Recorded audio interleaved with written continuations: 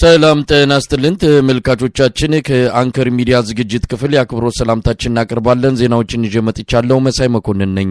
በምስራቅ እዝ ስር ከነበሩ የአማራ ተወላጅ የሰራዊቱ አባላት መካከል 85 በመቶ የሚሆኑት በተለያዩ ምክንያቶች መክዳታቸው ተገለጸ።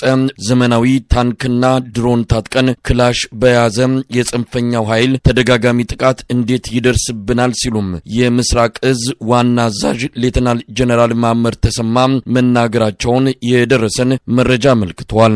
ከተለያዩ ወታደራዊ ማሰልጠኛ ካምፖች የተወጣጡ የምስራቅ እዝ ወታደራዊ አመራሮች ሰሞኑን ባደረጉት ግምገማ የመከላከያ ሰራዊቱ የመዋጋት ሞራሉና አቅሙ መዳከሙን በተመለከተ በሰፊው መነጋገራቸው ታውቋል። በግምገማው መድረክ ላይ የተገኙት የምስራቅ እዝ አዛዥ ሌተናል ጀነራል ማመር ተሰማ ቁጣ በተቀላቀለበት ንግግር ዘመኑ የፈጠራቸውን ውድና ዘመናዊ የጦር መሳሪያዎች ታጥቀናል፣ ነገር ግን ከድሽቃና ብሬን የዘለለ መሳሪያ ባልታጠቀ የጽንፈኛው ኃይል ከባድ ኪሳራ እየደረሰብን ነው ማለታቸው ተሰምቷል።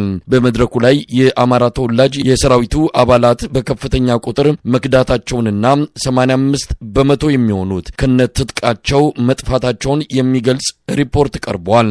ሌተናል ጀነራል ማመር ተሰማ በቀጣይ የፋኖ የቡድን መሳሪያዎች ላይ ትኩረት ያደረገ የማጥቃት ዘመቻ መደረግ እንዳለበት መመሪያ መስጠታቸውን ነው ካገኘነው መረጃ ለማወቅ የተቻለው። የኢትዮጵያ አየር ኃይል ካለፉት ሁለት መንግስታት ዘመናት በከፋ ሁኔታ የተዳከመበት ጊዜ ላይ እንደሚገኝ ተገለጸ።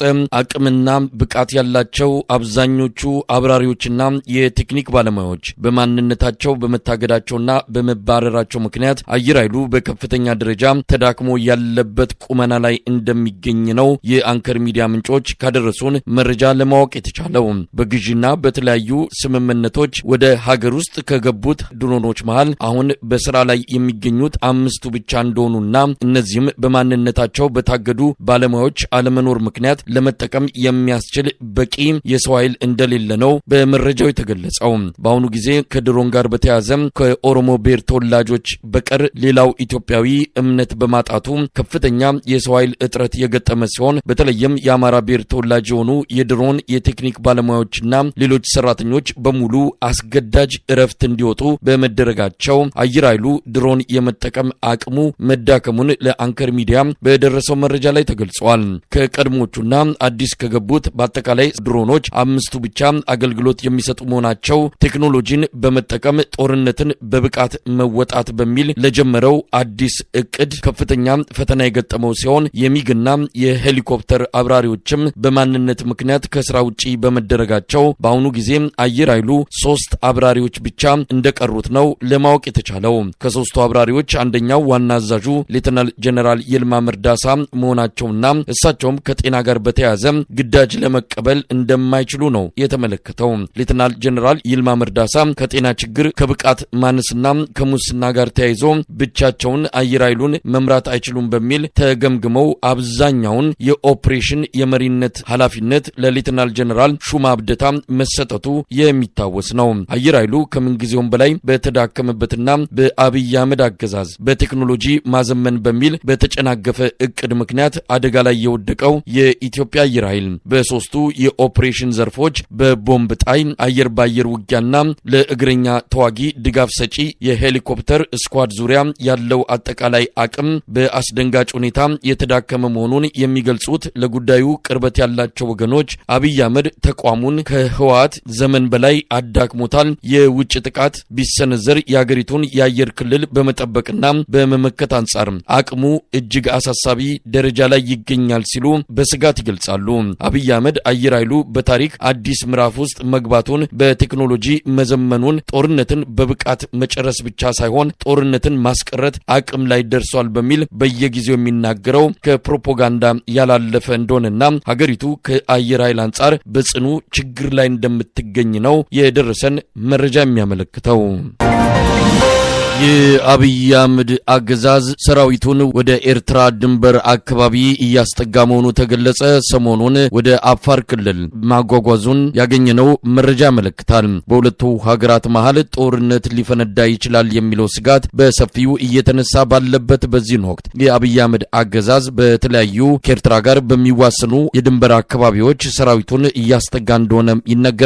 አብይ አህመድ ከኤርትራ ጋር የሚደረገው ጦርነት ከአንድ ቀን በላይ አይወስድም ማለቱም ተመልክቷል። በአንድ ቀን ውስጥ አስመራ እንገባለን ማለቱም በመጥቀስ የአንከር ሚዲያ ምንጮች ያደረሱን መረጃ ያመለክታል። ሰሞኑን ከወታደራዊ መኮንኖች ጋር ውይይት ያደረገው አብይ አህመድ ጦርነቱ ብዙ ጊዜ የሚፈጅ አይደለም፣ በአንድ ቀን ውስጥ እናጠናቅቀዋለን ማለቱን ለማወቅ ተችሏል። የአብይ አህመድ አገዛዝ በኤርትራ አዋሳኝ በሆኑ አካባቢዎች ወታደራዊ እንቅስቃሴዎች ማድረግ መጀመሩን በተለይም በአፋር ቀጠና ሜካናይዝድ እዞቹን ማስጠጋቱን ለማወቅ የተቻለ ሲሆን ከተለያዩ ሀገራት በከፍተኛ የውጭ ምንዛሪ የተገዙ መሳሪያዎች በቦሌ አውሮፕላን ማረፊያ በየቀኑ ምሽት ላይ እየተራገፉ መሆናቸውም ተመልክቷል። ባለፈው በአዘርባይጃን መርከቦች ተጭነው ወደ ጅቡቲ ወደብ እያመሩ የነበሩ የአብይ አህመድ የጦር መሳሪያዎች በኤርትራ መንግስት ከተያዙና ከተወረሱ ወዲህ የመርከብ አማራጭን የተወው የአብይ አህመድ አገዛዝ በካርጎ አውሮፕላን በልዩ ትዕዛዝ የጦር መሳሪያዎችን ወደ ኢትዮጵያ እያስገባ መሆኑን ነው ያገኘነው መረጃ የሚያመለክተው። ኤርትራ በቁጥጥሯ ስር ያደረገቻቸውን መርከቦች በተመለከተ እስካሁን በይፋ የሰጠችው መግለጫ የለም። የጦር መሳሪያዎቹንና የመርከቦቹን ሰራተኞች አሁንም ድረስ በቁጥጥሯ ስር አድርጋ እንደምትገኝ መረጃዎች ያመለክታሉ።